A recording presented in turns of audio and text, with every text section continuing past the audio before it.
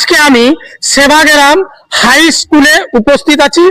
আর এইখানে প্যান্ডেল যে দেখতে পাচ্ছেন, আগামী কালকের জন্য 15/2/2026 একটি অনুষ্ঠান আছে।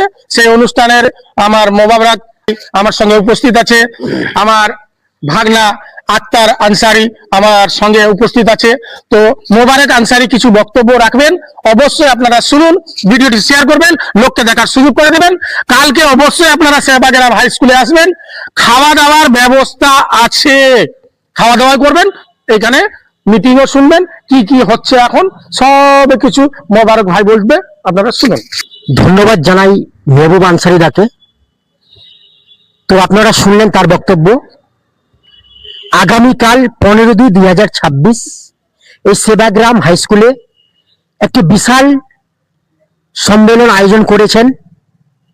সেখানে উপস্থিত থাকছেন জেলা নেতৃত্ব, তার সঙ্গে রয়েছেন ব্লক নেতৃত্ব এবং অবশেষে থাকছেন হেমতাবাদ বিধানসভার জনপ্রিয় বিধায়ক শ্রী সত্যজিৎ বর্মন মহাশয়।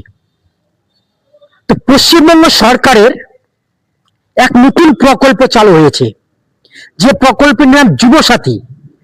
মাধ্যমিক পাস উত্তীর্ণ জন্য এই প্রকল্পটি। তো এই প্রকল্পটি যারা পেতে চান তারা কালকে অবশ্যই এই সম্মেলনে আসবেন এবং 1 নং ভাতুন অঞ্চলের সমস্ত জনগণের কাছে আমি আহ্বান করছি, আপনারা সবাই কালকে এই সম্মেলনে আসুন, এই আশা রাখছি। এই বয়স সীমা হচ্ছে যুবসাথীর 21 থেকে 40 বছর পর্যন্ত।